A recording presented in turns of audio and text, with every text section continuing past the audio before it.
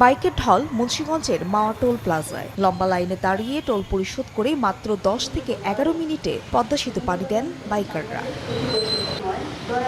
পদ্মা সেতু কর্তৃপক্ষের নানা প্রস্তুতি ছাড়াও টোল প্লাজায় জটলা কমাতে তৎপর আইনশৃঙ্খলা বাহিনীও। নতুন বাংলাদেশে রাস্তাঘাটে কোনো জ্যামজট নাই, খুব সুন্দরভাবে যাইতে পারতেছি আলহামদুলিল্লাহ। ফেরিতে অনেক কষ্ট হতো, এমন আমার রেকর্ড আছে 12 কিলোমিটার রাস্তা হাইটে পার হইছি, তারপরে ফেরিতে উঠছি 2 ঘন্টা পর, এরকম রেকর্ড আছে।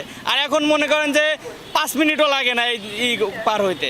এদিকে ঢাকা ময়মনসিংহ মহাসড়কে যানবাহনের চাপ থাকলেও থেমে নেই চলাচল। স্বাভাবিক গতিতেই গাড়ি চলছে ঢাকা টাঙ্গাইল মহাসড়কে। 4 লেনের কাজ অনেকটা শেষ হওয়ায় নেই যানজটের ভোগান্তি। এরপরও অনাকাঙ্ক্ষিত ঘটনা এড়াতে মহাসড়কের গুরুত্বপূর্ণ পয়েন্টগুলোতে মোতায়েন রয়েছে অতিরিক্ত পুলিশ।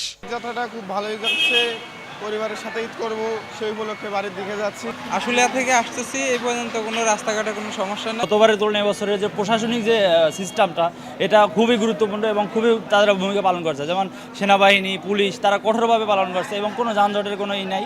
এছাড়া পাটুরিয়া, দৌলতিয়া ও আরিচা কাজিরহাট নৌরুটেও নেই যানজট বা চিরচেনা ভোগান্তি। স্বস্তি নিয়েই ঘাট পার হচ্ছেন ফেরি ও লঞ্চের যাত্রীরা।